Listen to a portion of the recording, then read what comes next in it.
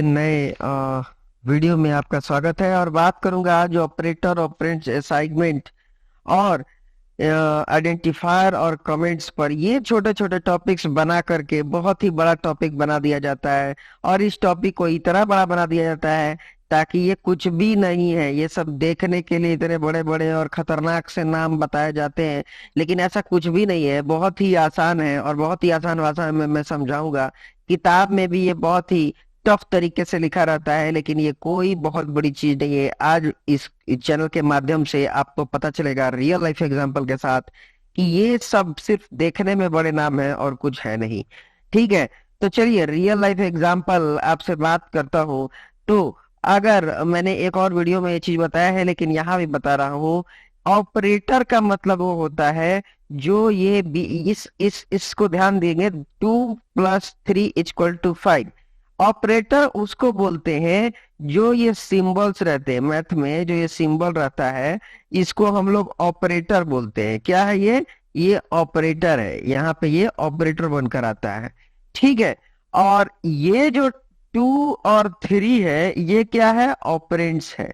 कहने का मतलब है कि अगर कोई बंदा लिखता है A+B,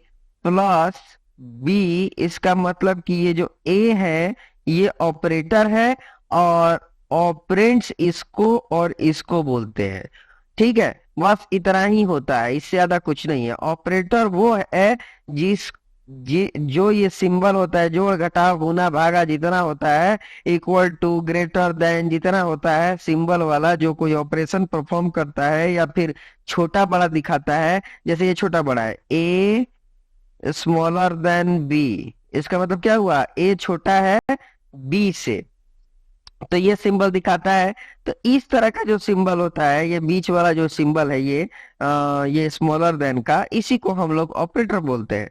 तो ऑपरेटर इसी तरह के होते हैं, और इससे बड़ा कोई बहुत बड़ी बात नहीं है। ठीक है, ये बहुत ही छोटी सी बात है जिसको बहुत बड़ा बना करके बताया जाता है।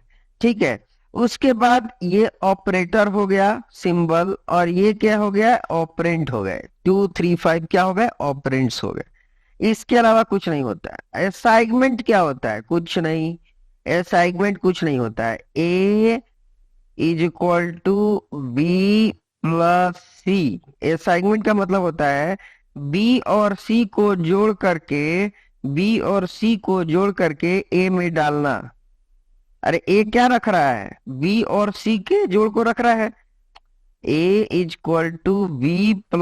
का मतलब क्या हुआ कि ए रख रहा है इसको जोड़ करके। ठीक है, तो असाइनमेंट का मतलब होता है असाइन करना। किसी को कहते हैं ना कि जाओ एक गिलास पानी ला कर ले आओ, बोलते हैं कि ना एक गिलास पानी लेकर के आओ। इसका मतलब क्या हुआ? कुछ उसको काम असाइन किया जाता है कि आप ये काम करो। किसी को देना, काम देना। ठीक है, किसी के मत्थे काम दे दिए कि भाई तुम ये करके रखना। ठीक है ना? आप छोटे भाई को बोलते हो कि खाना बना के रखना। ठीक है, तो ये जो होता है इसी को असाइनमेंट बोलते हैं। असाइन कर दिया किसी चीज को। ठीक है, आगे चलते हैं। तो C++ में यही होता है असाइनमेंट। अब थोड़ा सा ऑपरेटर्स को पढ़ते हैं, कितने तरह के होते हैं। अब यहाँ पे आते हैं ऑपरेटर्स कितने तरह के होते हैं। सबसे पहला होता है अर्थमेटिक ऑपरेटर्स। अर्थमेटिक ऑपरेटर्स उसको बोलते हैं, जितना ये मैथ में आप लोग कहानी पढ़ते हो ना, जोड़ गुना भाग घटाओ, ये सब क्या होता है? ये होता है अर्थमेटिक ऑपरेटर। अर्थमेटिक ऑपरेटर होता है। ठीक है, अर्थमेटिक ऑपरेटर होता है जो मैथ वाला है। और भी थोड़ा बहुत होता है अर्थमेटिक, जैसे आप देख रहे होगे प्लस प्लस, माइनस माइनस। तो प्लस प्लस माइनस माइनस हम लोग पढ़ेंगे बाद में। A=A+1 लिखिएगा या A++ लिखिएगा, दोनों बराबर होता है।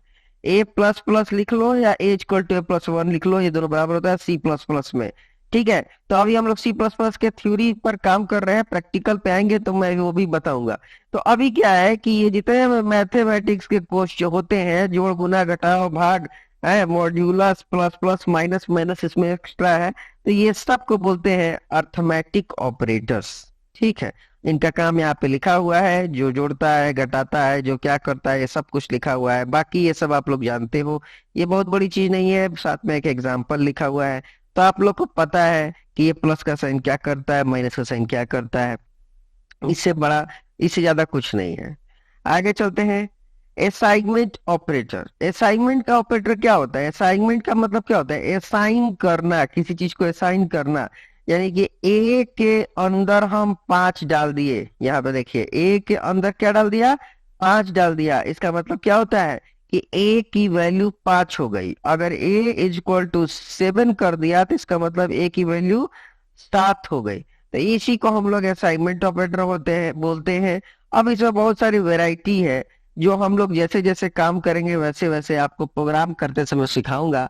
या फिर आप किसी खास के बारे में जानना चाहते हो तो आप कमेंट में कर सकते हो। वीडियो वैसे भी लंबा हो जाता है, मैं छोटा रखने की कोशिश कर रहा हूँ। लेकिन यहाँ पे इक्वल टू असाइनमेंट ऑपरेटर है, ये सब असाइनमेंट ऑपरेटर है। जैसे कि ए प्लस इज इक्वल टू 5, इसका मतलब क्या हुआ कि एक 5 को ए में जोड़ देना है, लेकिन एक बढ़ा भी देना है। ठीक है, तो बहुत सारे तरीके हैं यहाँ पे जो दिया हुआ है। ये सब चीज हम लोग एक एक से एक पढ़ेंगे बैठ करके, जो नेक्स्ट आने वाले ट्यूटोरियल्स में। आगे आते हैं comparison tutorial, comparison operators. Comparison operators का मतलब क्या हुआ कि अभी यहाँ पे क्या ए इज इक्वल टू बी। देखिए पहले समझ लीजिए, ए इज इक्वल टू 5 का मतलब यहाँ पे होता है कि ए की वैल्यू को, एक ए में 5 को रखना। ये होता है एक असाइनमेंट ऑपरेटर, जो पिछले स्लाइड में हम लोग पढ़ा ना हम लोगों ने।